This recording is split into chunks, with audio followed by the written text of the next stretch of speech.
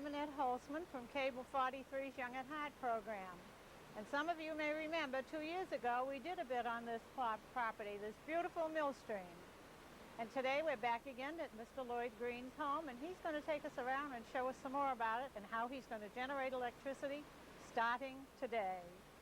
And this is October of 1986. Lloyd? Yes. You've done a lot of work since we were here last. A lot of back-breaking work, too, I can see. 2 years have come and gone, yes. And 100,000 things had to be done so that you could see the water wheel turning as it is now. Beautiful. Even just to see this water falling to me is beautiful. I love it. I love it. How old is the wheel? Well, the site where the wheel is approximately 330 years old. And this wheel now is in about the same position as the original one would have been. Because the originals were made of wood. Now this one is made of steel because we want it to last. I see. Now when I was here last, there wasn't any water coming in this middle section. Now you have the pond up to its fullest? The pond is up to where it would normally be when we're generating because the work is completed. I see. That's great. It looks beautiful. Would you take us inside now and tell us how everything works? Yes, I'll be glad to show you we'd be happy to the main see that. control panel. That's the main thing. And now everyone can see that you can get electricity from water. And we will generate some electricity. Good, good.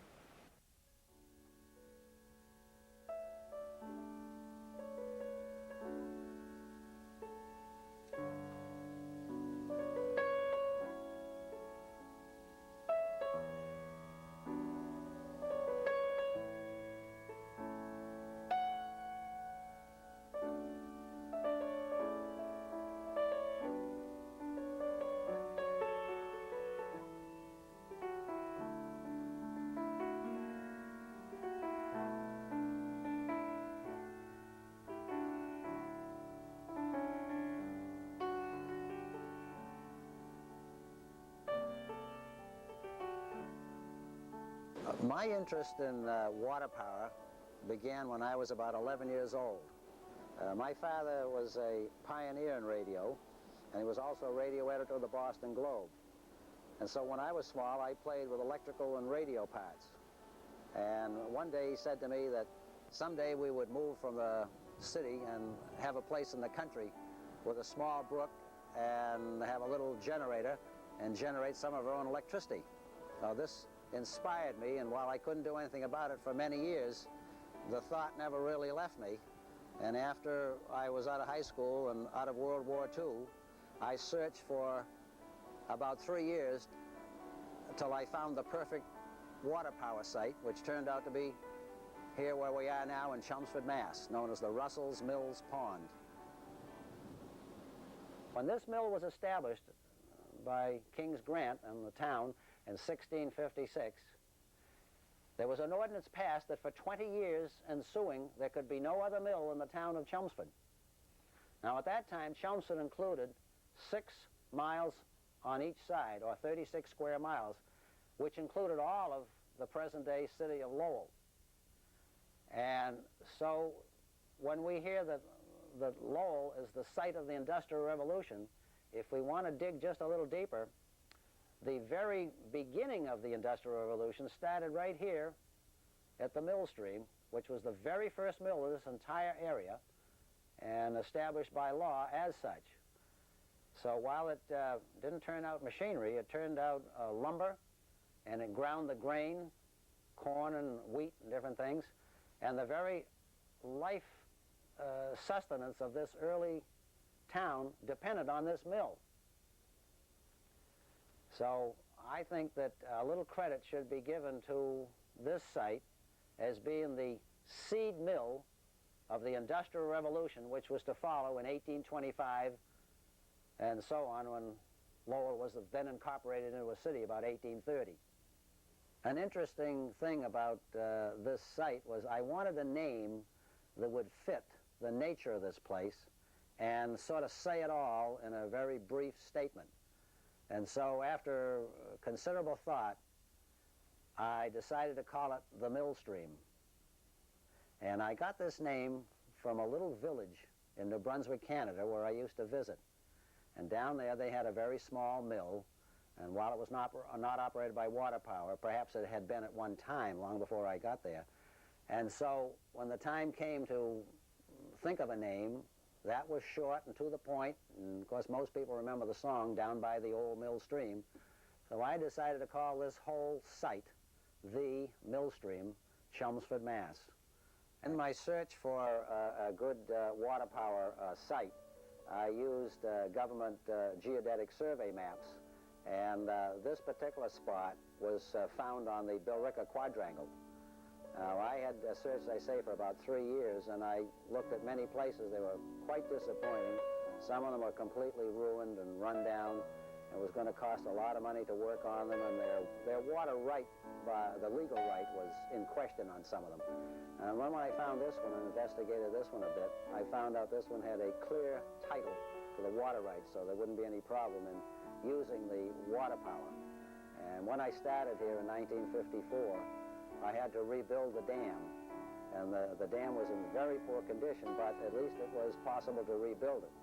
And this dam had a very fine layout from the point of view of rebuilding and operating it, because it had an outlet at each end of the dam rather than just in the middle. So it took me 2 years, 54 and 55, to rebuild the dam. And when I started in 54, I had to have a little building, so I started what is now part of my house, which was a workshop at the beginning. And in 55, I built what is now the actual mill building. And then in subsequent years, I built other buildings here, like the gatehouse and the boathouse and the well house, and what I call a barn, which does look like a house to most people. That's where I keep all my stores and supplies. Now, when I first built this mill, I used it to run my own business, which is making record players for the audiovisual field, in other words, the public schools and some public libraries. And as the years went by, I decided that it was time to start building the water power here if I was ever going to do it. So in 1980, I started laying plans to build a water mill using the old-fashioned overshoot water wheel. I had done much research into this matter, and so I had quite a few papers and books on hand on how the old wheels were constructed. The most famous one being the Fitz Water Wheel Company of Hanover, Pennsylvania, with which I had a considerable amount of communication via letters, and a lot of these letters which I have today, they contain very valuable data on just what the dimensions and formulas and ratios are for building a wheel. And so using all this and checking even further in it with 2 or 3 other mill owners, I was able to construct my own wheel. Now, it took 2.5 years alone just to build the water wheel. And in 1986, in October 15th, for the very first time, I produced the first small bit of electric power, which was pumped into the Massachusetts Electric Company wires on Mill Road. And that is normally called coming online and pumping the electricity into the grid.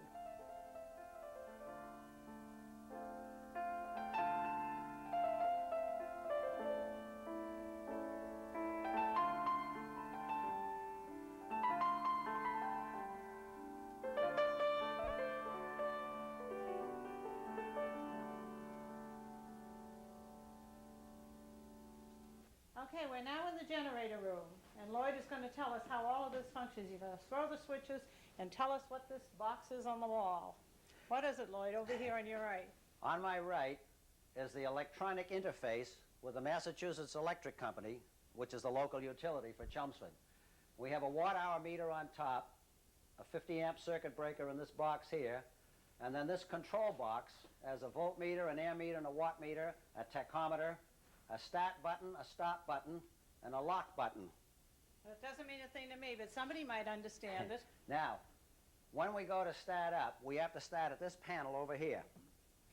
And the first thing I do is put on the DC supply. That supplies 12 volts to all the equipment that runs on 12-volt relays.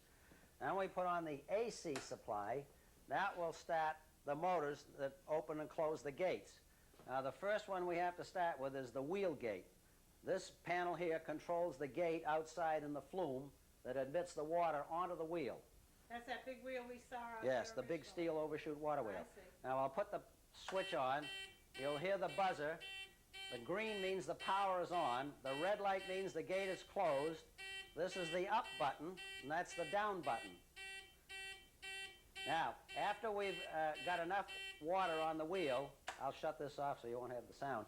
The next thing I have to do is I go back over here and I wait for the tachometer to read about 1802 RPM, at which time I press the green button, and that connects to the utility, and we're then beginning to generate a very small amount.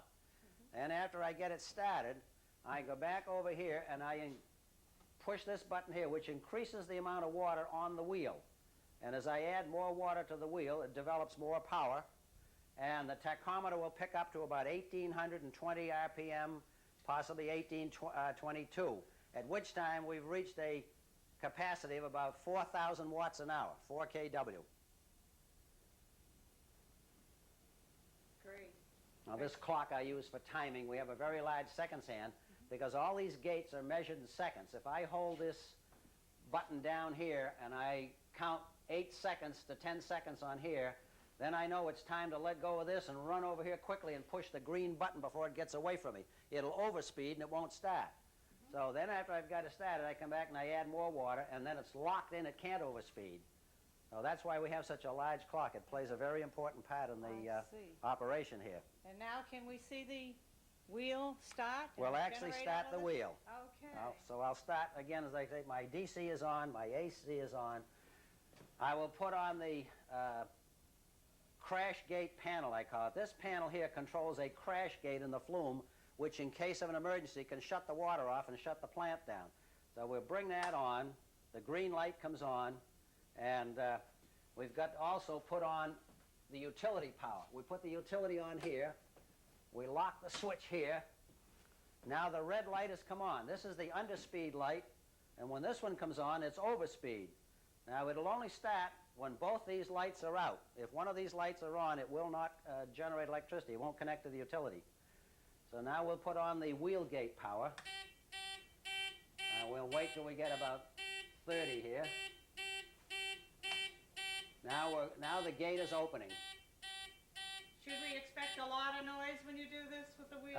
Pretty soon there's going to be a lot of noise. I see water outside. Now I have to rush back over to here, and it takes a little bit. Coach, you don't get near the, yeah, you're all right. Just watch the belt. Now she's starting to turn. It'll go very fast.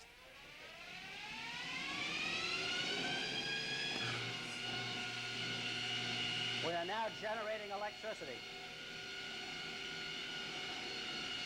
I will now increase the amount of water on the wheel to bring the power up.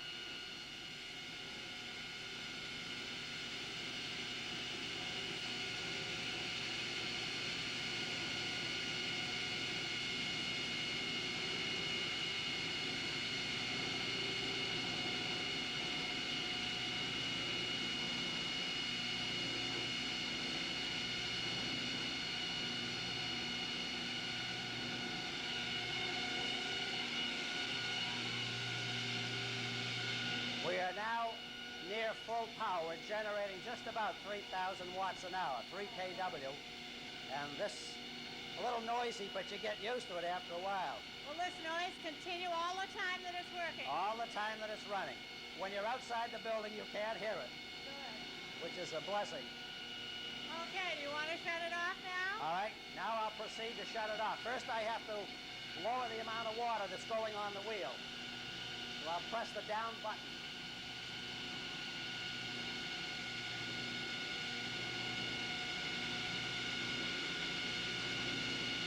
Pretty soon you'll hear it slow down. You'll hear the change in the sound.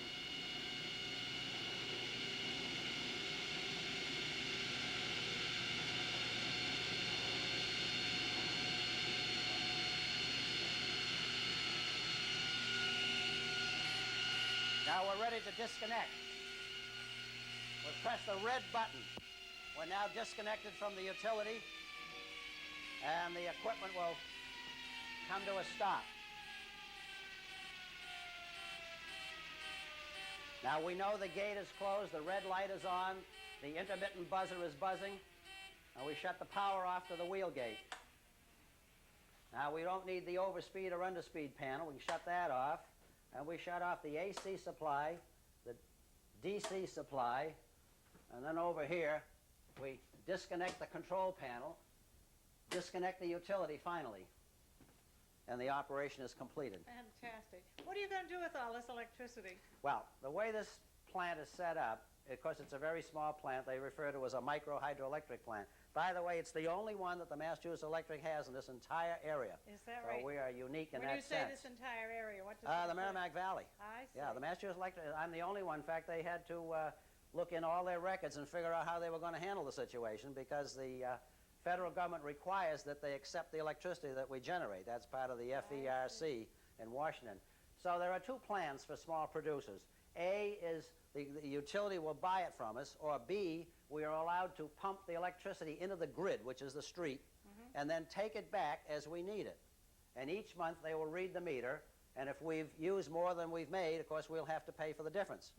But if we've made more than we used, they do not pay me. So therefore, we're going to be kind of careful how much we generate and not over-generate. It amazes me that we have so much history around us and know so little about it. You know, there are so It's many true. people in town, I'll bet, don't even know this place They exists. don't even, a lot of people are really surprised when for the Yes. very first time they said, I had no idea there was anything like this in Chelmsford. I have found it fascinating, and I hope our listeners and viewers have found it just as fascinating. And thank you.